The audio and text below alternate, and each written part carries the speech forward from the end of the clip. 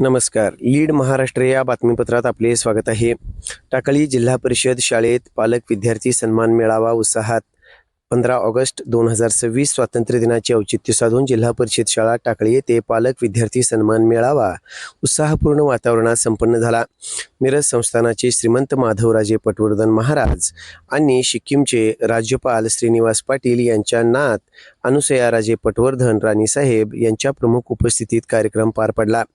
कार्यक्रमास टाकळी गावच्या सरपंच हिना नदाप, उपसरपंच सौ कल्पना कदम, ग्रामपंचायतीचे सर्व सदस्य, जिल्हा परिषद सदस्या वर्षा सचिन कांबळे, पंचायत समिती सदस्या रेदा मुजावर, टाकळी बोलवाड हायस्कूलचे मुख्याध्यापक, शिक्षक वृंद, शाळा व्यवस्थापन समितीचे अध्यक्ष, सर्व सदस्य, जिल्हा परिषद शाळेचे मुख्याध्यापक व शिक्षक तसेच पालक विद्यार्थी मोठ्या संख्येने उपस्थित होते.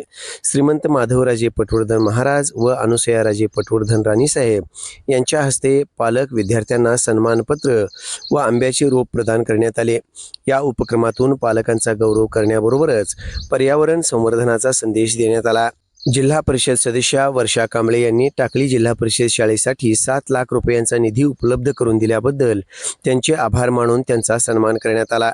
शाळेच्या विकासासाठी दिलेल्या या योगदानाबद्दल उपस्थितांनी समाधान व्यक्त केले.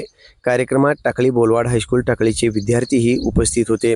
कार्यक्रमाच्या शेवटी जिल्हा परिषद शाळेच्या विद्यार्थ्यांनी आकर्षक लेझिम कवायत सादर केली. विद्यार्थ्यांच्या शिस्तबद्ध आणि उत्साह सादरीकरणाला उपस्थितांनी उत्स्फूर्त दाद दिली. मातृभाषेतील शिक्षणावर भर. अध्यक्षीय भाषणात श्रीमंत माधवराजे पटवर्धन महाराज यांनी विद्यार्थ्यांना मार्गदर्शन करताना शाळेतील शिक्षण मातृभाषेत झाले पाहिजे आणि शाळा गावातच असली पाहिजे असे प्रतिपादन केले.